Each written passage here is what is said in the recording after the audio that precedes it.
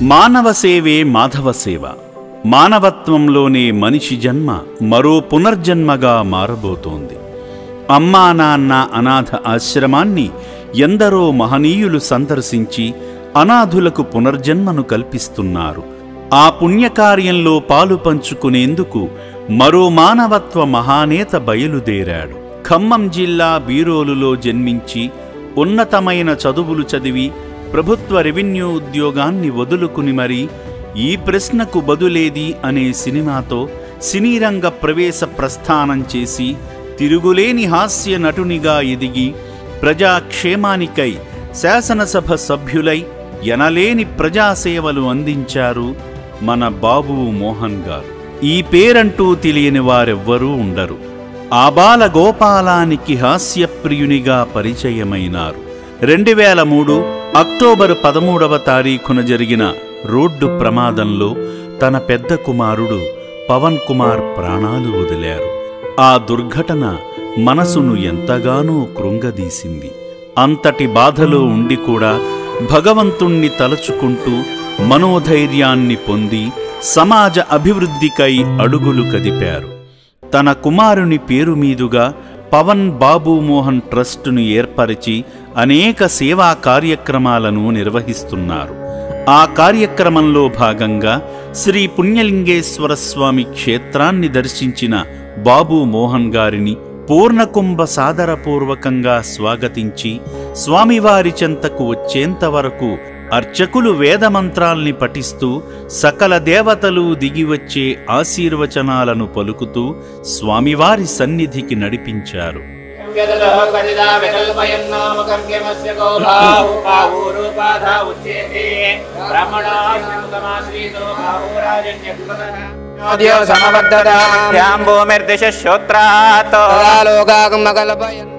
వారి గోత్రనామమైన వేసర్ల గోత్రనామముతో అర్చన జరిపించుకొని మనసంతా తన్మయత్వం చెందేలా సంతృప్తి చెందుతూ అత్యంత భక్తి శ్రద్ధలతో గంగాధరునిపై జలాభిషేకం చేశారు. ఓం శ్రీ పుణ్యలింగేశ్వర స్వామినే నమః. తానే స్వయంగా స్వామివారికి హారతి ఇచ్చి జన్మ సుకృత ఫలభాగ్యాన్ని మనసారా పొందారు.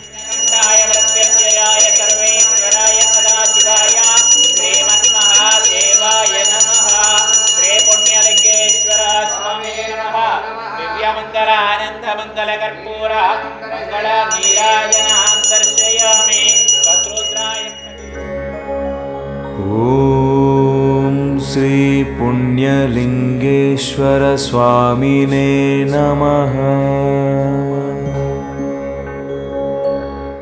వేదమంత్రం ప్రతిధ్వనించేలా అర్చక బృందం ఆధ్వర్యంలో వారి కుటుంబ యోగక్షేమానికై అత్యంత పవిత్రంగా హోమం జరిపించుకుని స్వామివారి విశిష్టతను తెలిపే చిరుకానుకను స్వీకరించారు. ఓం భవ స్వాహ ఓం శివ స్వాహ ఓం మహ స్వాహ ఓం జన స్వాహ ఓం భూర్భువ సువర్మర్జన స్వాహ పుణ్యలింగేశ్వరాయ నమః స్వాహ విఘ్నేశ్వరాయ నమో నమః స్వాహ విఘ్నేశ్వరాయ ధం నమః.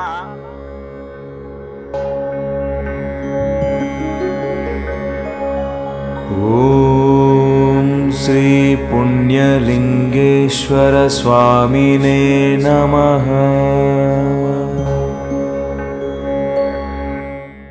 తదుపరి నూతన నిర్మాణానికి వారి పవిత్ర చేతుల మీదుగా శ్రీ పుణ్యలింగేశ్వర క్షేత్ర నిర్మాణానికి ఇటుకను అందించి మనస్సు నిండా శివయ్యను స్మరిస్తూ 2 చేతులతో నమస్కరిస్తూ భక్తితో వేడుకున్నారు.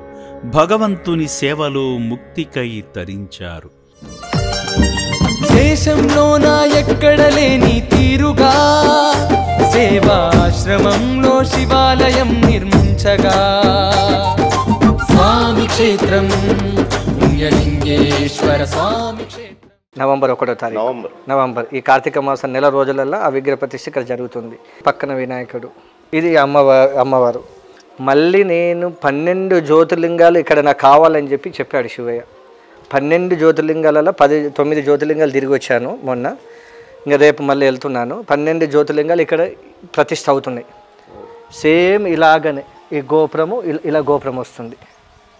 12 జ్యోతిర్లింగాలకు ఒకేసారి అక్కడ ఎలా ఉన్నాయో అలాగనే చేయిస్తున్నాను. 12 జ్యోతిర్లింగాలు చుట్టూ ఇక్కడనే ఏర్పాట్లు చేస్తూ ఉన్నాను. 9 జ్యోతిర్లింగాలు తిరిగి వచ్చాను. ఇంకా 3 జ్యోతిర్లింగాలు తిరిగితే 12 నేను తిరుగుతూ ఉంటే ఒకరు బుక్ చేసుకుంటూ ఉన్నారు.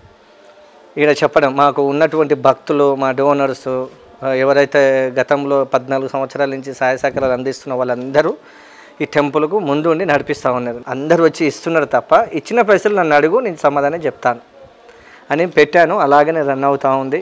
ఇప్పుడు 600 మంది ఉన్నారు ఆశ్రమంలో. ఈ 12 జ్యోతిర్లింగాలు ఇక్కడే ఉంటాయి. ఇక్కడ గుడి ప్రత్యేకత కొబ్బరికాయలు, పువ్వులు, ఇక్కడ ప్రసాదాలు, నైవేద్య, ఇవి మన లడ్లు, పులిగూరలు ఏముండయి. ఇంటి నుంచి చెంబడి నీళ్ళు తీసుకొచ్చి స్వామికి అభిషేకం చేసి దండం పెట్టుకొని పోవాల్సిందే. ఇక్కడికి ఉండిలో 10 రూపాయలు ఇస్తే 10 రూపాయలు మీ పేరు మీద నేను అనాథకు అన్నం పెట్టినప్పుడు పుణ్యం వస్తుంది. పుణ్యలింగేశ్వర స్వామి క్షేత్రం. శివయ్య ఏం చెప్తా ఉన్నాడంటే 12 జ్యోతిర్లింగాలు తిరుగు, నువ్వు ప్రపంచంలో ఏ ఎక్కడన్నా తిరుగు పుణ్యక్షేత్రాలు, నా దగ్గరికి వచ్చిన తర్వాత దర్శనం చేసుకుంటేనే పుణ్యప్రాప్తి కలిగిస్తాను. అదే పుణ్యలింగేశ్వర స్వామి క్షేత్రం. 3248 యాగాలతోటి విగ్రహప్రతిష్ఠ జరుగుతుంది కార్తీక మాసంలో. 2 లక్షల మంది భక్తులతోటి ఆయన అనాథల కోసము దిగి వస్తుండు కార్తీక మాసంలో. ఇది నిజం. దర్శనం ఇవ్వబోతున్నాడు ఆ స్వామి. మానవ సేవా మార్గంలో పయనించి అమ్మా నాన్న అనాథ ఆశ్రమంలో ఎదురుగా కనిపిస్తున్న ఆశ్రమ మొదటి అనాథ అయిన సుశీలమ్మ చిత్రపటమును వ్యవస్థాపకులైన గౌరవనీయులు శ్రీ గట్టు శంకర్ గారు చూపుతూ ఆశ్రమం గురించి తెలియపరిచారు.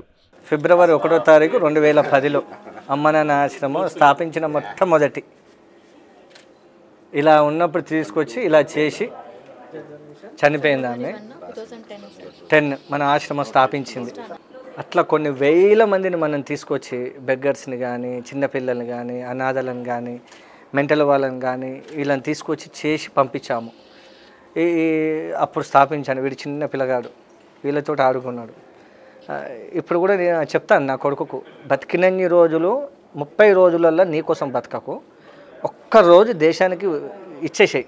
పొద్దుగాలని సాయంత్రం దాకా వెళ్ళి సేవ చేయి ఎక్కడన్నా.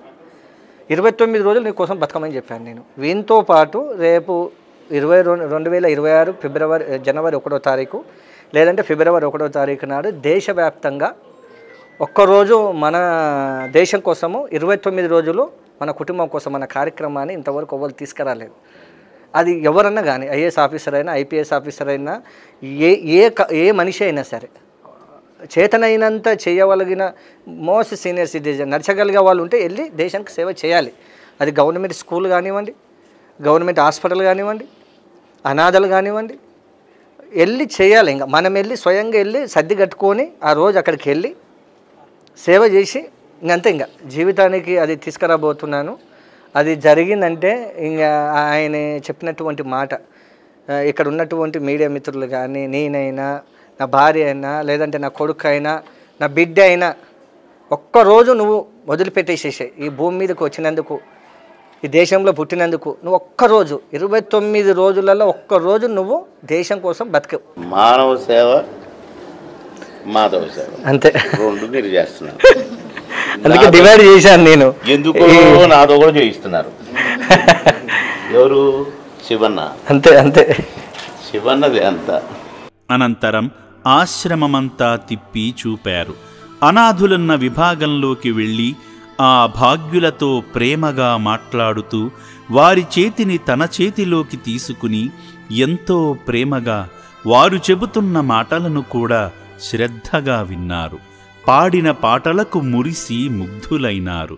శ్రీశైలాశిఖరాల వెలుగువే ఈశా పరమేశ, ఈ సకల లోకముల సారథి వే తండ్రి పరమేశ.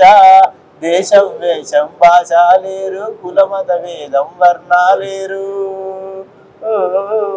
నాగశేషునే మెడలోద శ్రీ వెన్నెల నించిన చల్లని వాడేరు.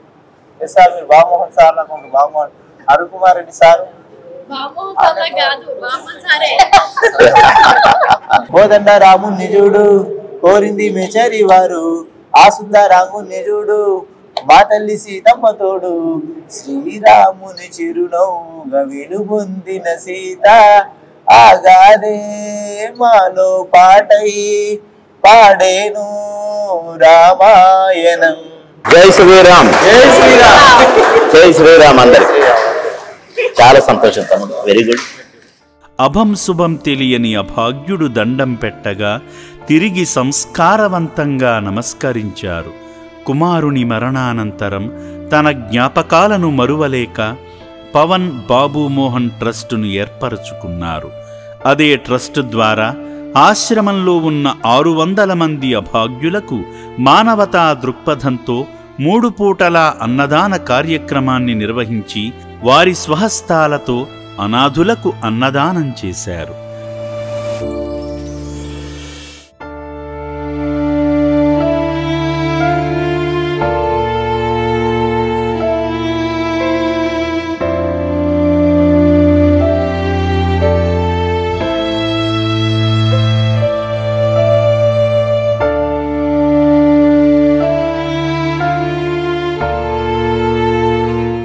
వారి ఆరోగ్యాలను బాగుపరచే వైద్యశాలను కూడా సందర్శించి మరిన్ని విషయాలను తెలుసుకున్నారు.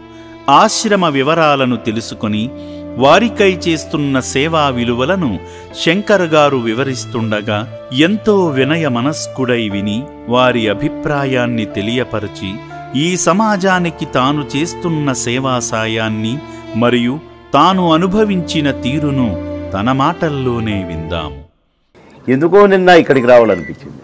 అంటే వెంటనే ఆ పనులు ఉన్నాయి కానీ అవన్నీ పక్కన పెట్టి ఇక్కడికి రావాలి చూడాలనుకున్నాను. కానీ ఇక్కడ శంకర్ను చూసిన తర్వాత వారి కుటుంబాన్ని, వారి మిసెస్ను, బాబును చూశాక చాలా సంతోషమైందండి. ఎందుకంటే గింతన్న స్వార్థం ఉంటుందండి, ఒక్క అనువంతన్నా ఉంటుంది. కానీ అనువంతన్నా స్వార్థం లేకుండా ఇంతమందికి 650 మందికి భోజన సదుపాయాలను సమకూరుస్తూనే మళ్ళీ మాధవ సేవ కోసం ఇంత పెద్ద టెంపుల్, అందులో ఎక్కడైతే గుడిసెలేసి ఫస్ట్ అనాథులను పెట్టారో, అనాథులు కాదాలు శివయ్య రూపంలో వచ్చిన మనకు అనాథలుగా కనిపించిన వాళ్ళు. ఎందుకంటే దేవుళ్ళు ఎవరికి ప్రత్యక్షమైనా కూడా కష్టాల్లో ఉన్న వారికి, పేదవారికి, ఇలాంటి అడుక్కునే వాళ్ళకే కనిపించారు దేవుళ్ళు తప్ప బాగా బంగారం పెట్టుకొని బ్రహ్మాండంగా తయారైపోయి పట్టు వస్త్రాలు కట్టుకున్న వాళ్ళకు కనపడల దేవుళ్ళు. వెంకటేశ్వర స్వామి గారు కూడా కక్కడు అనే ఒక తాగుబోతుకు కనిపించారు. అలా శివయ్య ఆలయం కట్టడం అనేది, ఆ తలంపు రావడం అనేది మనం అనుకుంటే రాదు, మనుషులు అనుకుంటే ఏది జరగదు. అక్కడ సంకల్పం ఓకే ఇది అంటేనే అది అయిద్ది. ఈ సమృద్ధిగా ఇక్కడ దేవుని ఆజ్ఞతో జరుగుతున్న సేవ ఇది. ఈ డొనేషన్స్ ఇచ్చేవాళ్ళు కానీ, ఇచ్చిన డొనేషన్ను సక్రమమైన పద్ధతులు నడిపేవాళ్ళు కానీ, ఇక్కడ సేవలు అందించడానికి వచ్చిన వాళ్ళు కానీ, వీళ్ళంతగా కూడా దైవ సంకల్పంతోనే పనిచేస్తున్నట్టు లెక్క.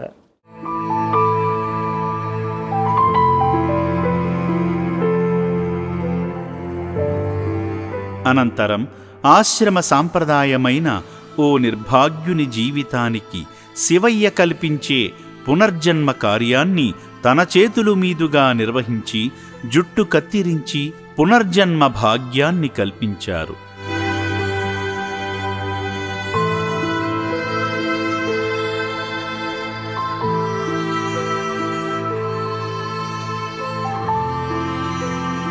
ఆశ్రమ సేవా సిబ్బంది చేస్తున్న పనులను కూడా మెచ్చుకుని ఆశ్రమాన్ని సందర్శించినందుకు ఎంతో సంతోషంగా ఉందని తెలియపరిచారు.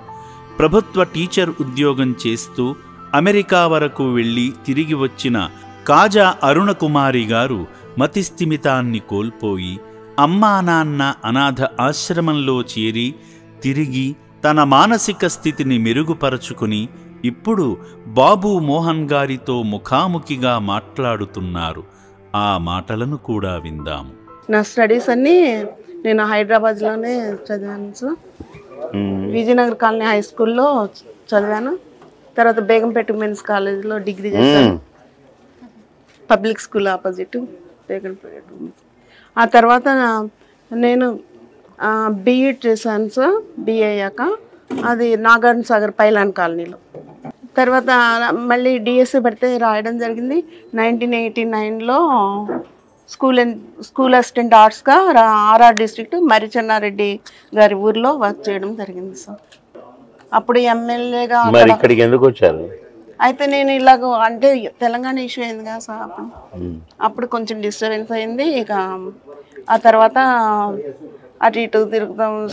ఎందుకు, ఏం డిస్టర్బెన్స్ అయింది?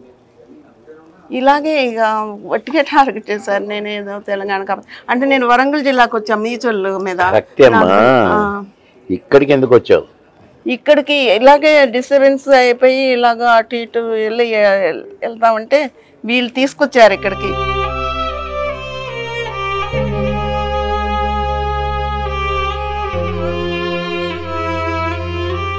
డిస్టర్బెన్స్ అయిపోయి అంటే కొంచెం స్ట్రెస్ అయిపోయాను. ఓవర్ స్ట్రెస్ అయింది. డిప్రెషన్ లో ఉన్నాను. మెంటల్ గా డిప్రెషన్, అప్సెట్, అంతేనా? Oh my god. మానవ సేవ, మాధవ సేవ.